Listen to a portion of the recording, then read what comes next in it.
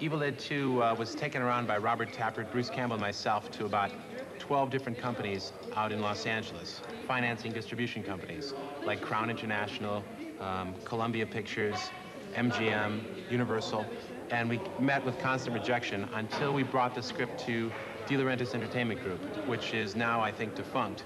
But nevertheless, we showed the script to Dino, and he said, "How much you want for this picture?" So we said, we told him what we needed, which was basically $3.5 million to $4 million, and he said, "Okay." We had all the figures for how the picture had done in all the theaters in Rome on Evil Dead.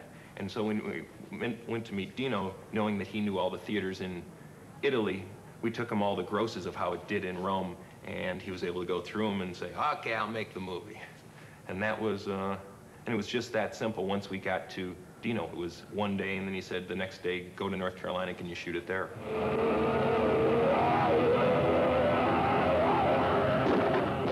Evil Dead 2 didn't disappoint the fans.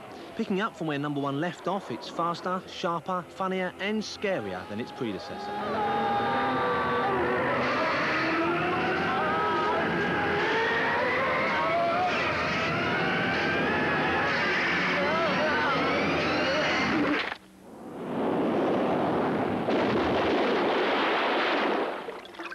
Rob and myself and Bruce thought that that was all there was to Evil Dead.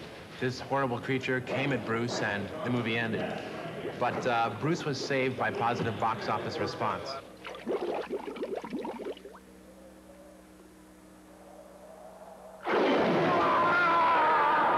And this time we were able to surround Bruce Campbell with a much higher caliber of professional actor, as opposed to just local Detroiters in the theater groups.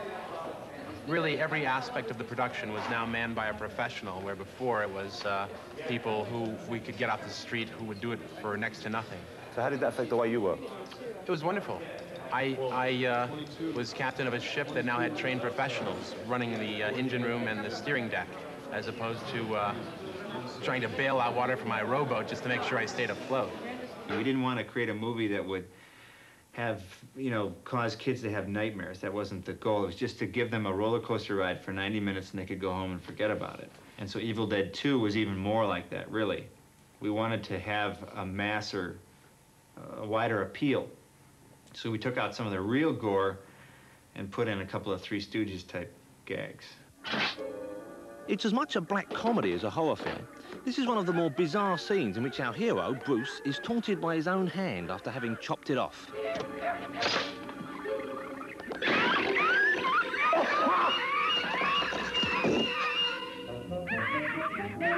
How much of the humor was intentional in? In the hand scene, it was intentional. We tried to make it eerily funny. There's an appalling pun in there, isn't there, concerning a Hemingway book. Have you got any shame, Sam? No. Now when it comes to telling jokes, bad jokes for the audience, anything that could get a laugh, I'm usually in favor of. Here's your new home.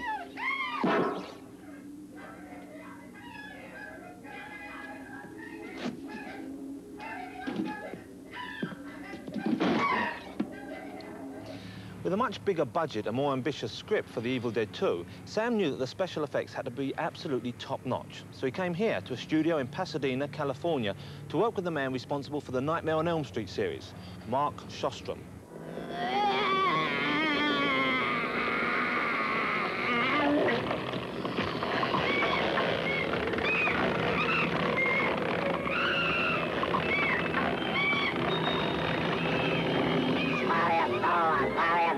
Do you have any favourite special effects scenes in the movie?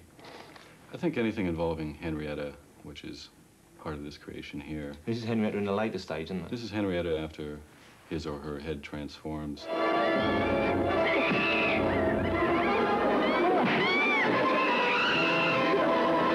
Oh, baby, don't say a word. Mama's gonna buy you a mockingbird.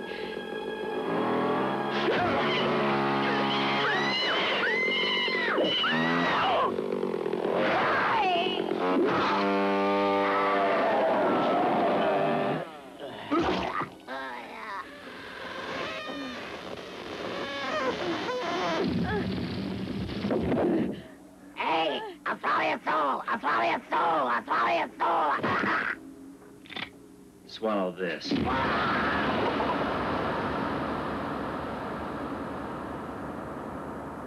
And the poor unfortunate chosen to play Henrietta was Sam's brother, Ted Raimi. We had to put Ted Raimi in a stunt harness on wires and put the suit on him and the makeup, you know, a 6-hour makeup job. So before the day even began, he was extremely uncomfortable. They hoisted him on the wires. He's floating around the room. He's got contact lenses in. He's sweating. And Sam's going, look this way. Yeah, okay, now act. Now hit your mark. And it took about 3 days to shoot that whole scene. It sounds like the worst job in the world. For Ted Raimi, I'm sure it was. Is that why he used his brother? He knew he could get away with it? Sam knew he could. It was a very smart move.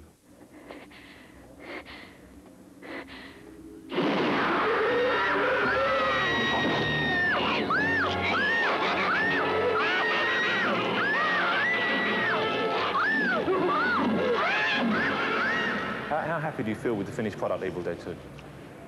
It's okay. I think it's okay. It was a fine picture to make when I was 26, and now that I'm 28, I want to make a picture that's probably about 10 times as good.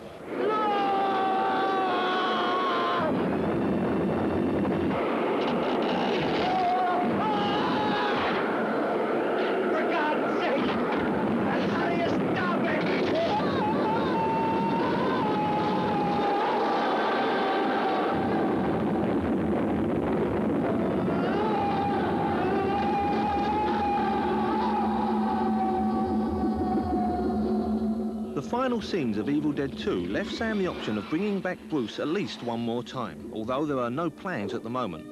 Instead, Sam is intent on making a film which he hopes will reach a much wider audience than just horror fans.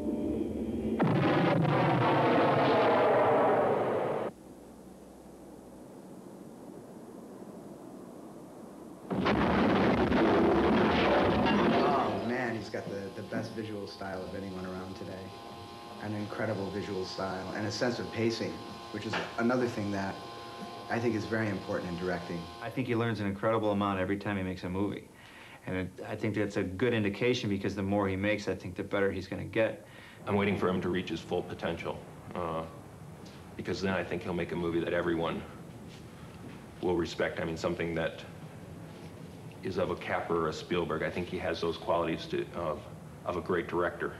I love movies, and I love entertaining the audience, or I love trying to entertain the audience. I'm not making any bold claims. I'm just saying my goal is to thrill people with the movies, and hopefully, when I'm a good enough filmmaker, to not enlighten, but what I mean to say is uplift them. Uplift them, that's the word I mean to say.